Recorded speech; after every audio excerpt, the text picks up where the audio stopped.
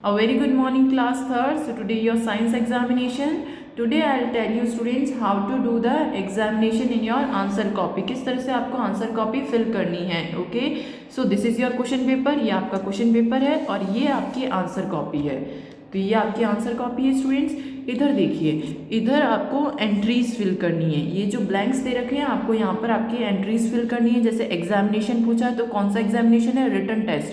तो यहाँ पर आपको लिखना है written test. Okay, WRITTEN written test, TEST test, written test लिखना है. फिर यहाँ पर पूछा गया है क्लास.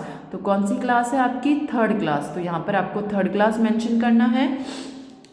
फिर आपको पूछा गया है सब्जेक्ट, कौन से सब्जेक्ट का आज एग्जाम है. तो आपको यहाँ पर साइंस लिखना है, SCIENCE साइंस लिखना है. ओके, फिर नेम. यस, नेम में आपको आपका नेम लिखना है. जो भी आपका नेम है आपको यहाँ पर नेम में आपको आपका नेम मेंशन करना है. ओके स्टूडेंट्स, नाउ डेट में आपको आज की डेट मेंशन करनी है. कौन सी डेट, जिस डेट पर आप आज की डेट पर आप साइंस का एग्जाम दे रहे हो तो आपको आज की डेट मेंशन करनी है. 22/02/2021. तो 22 फरवरी 2021 को आज आपका साइंस का पेपर है तो आपको आज ही की डेट फिल करनी है.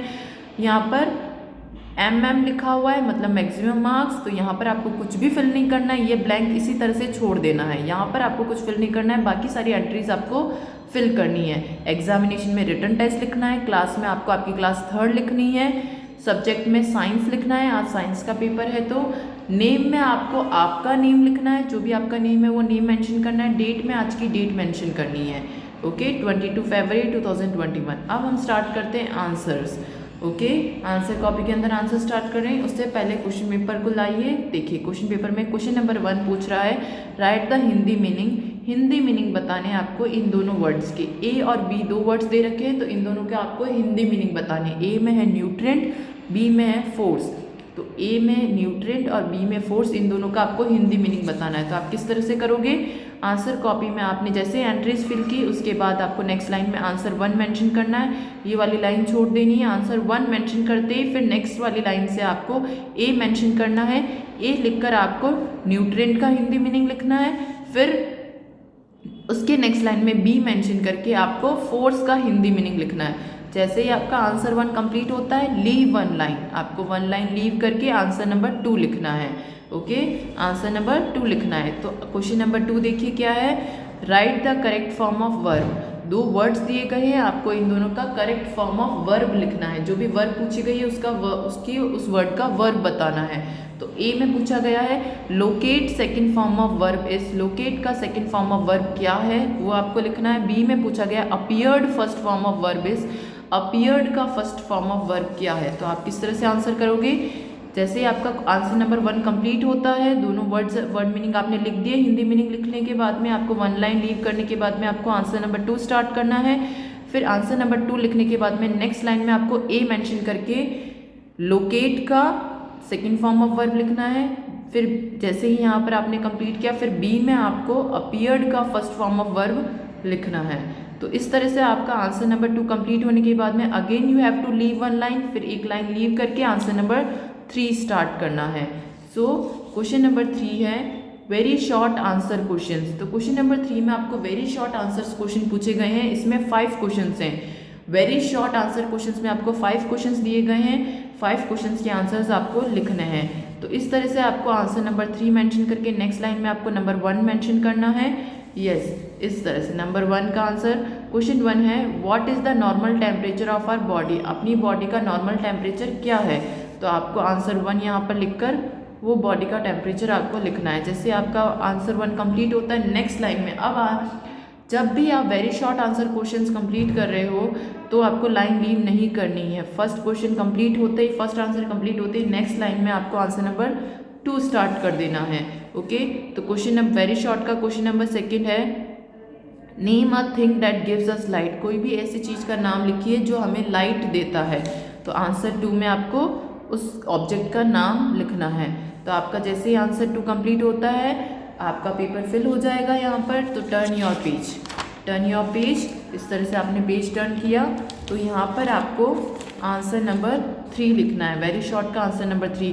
टॉप वाली लाइन से स्टार्ट करना है, लाइन लीव नहीं करनी है.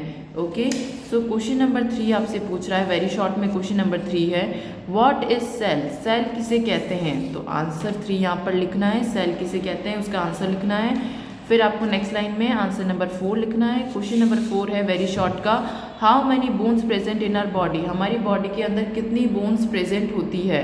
तो यहाँ पर आपको उन बोन्स, जितनी भी नंबर ऑफ बोन्स आपकी बॉडी के अंदर प्रेजेंट होती है वो आपको आंसर नंबर 4 में मेंशन करना है।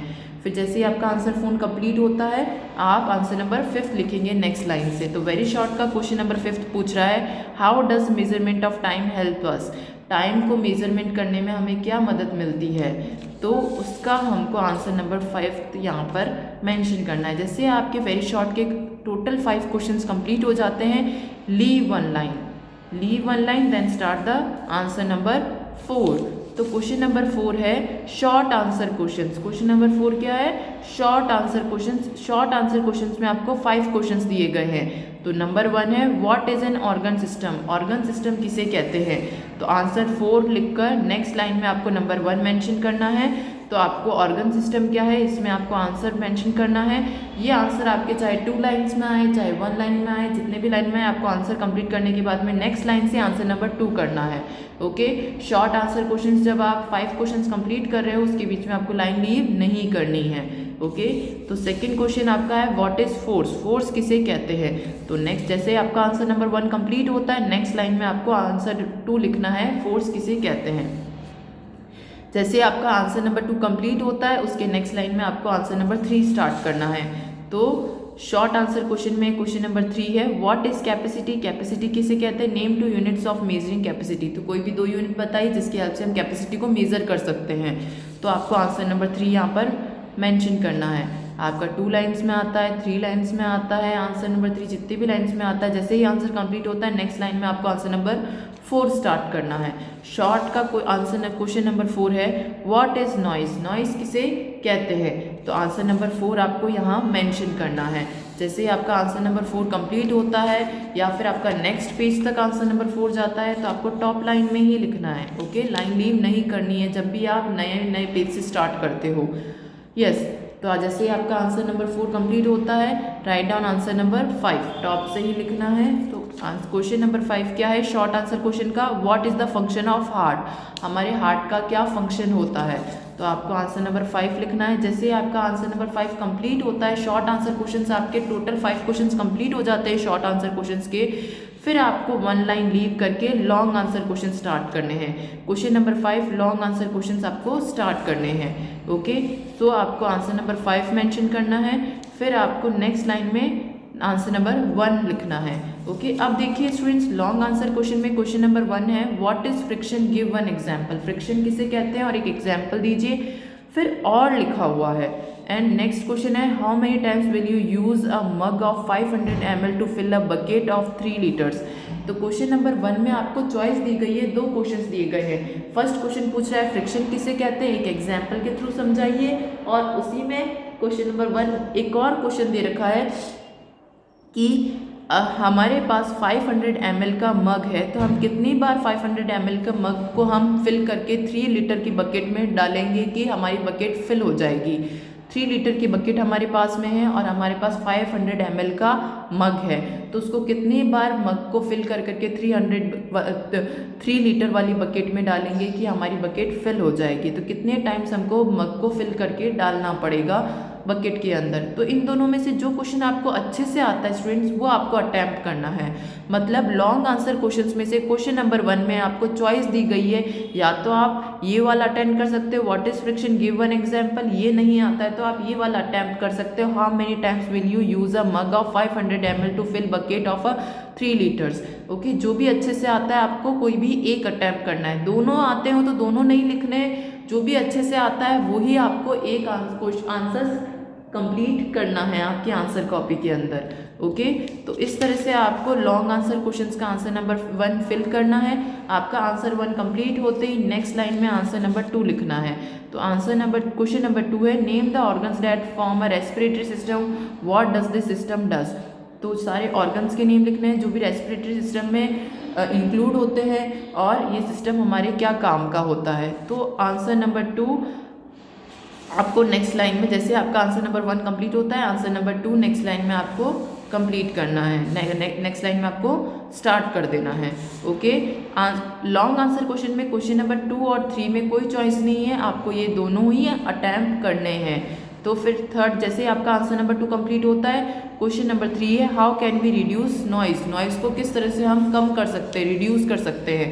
तो आंसर 2 कंप्लीट होते ही आपको आंसर नंबर 3 यहाँ पर लिखना है लॉन्ग आंसर क्वेश्चंस का। तो इस तरह से आपको लॉन्ग आंसर क्वेश्चन में स्टूडेंट्स कोई भी लॉन्ग आंसर क्वेश्चंस में आपको 3 क्वेश्चंस फिनिश करने हैं।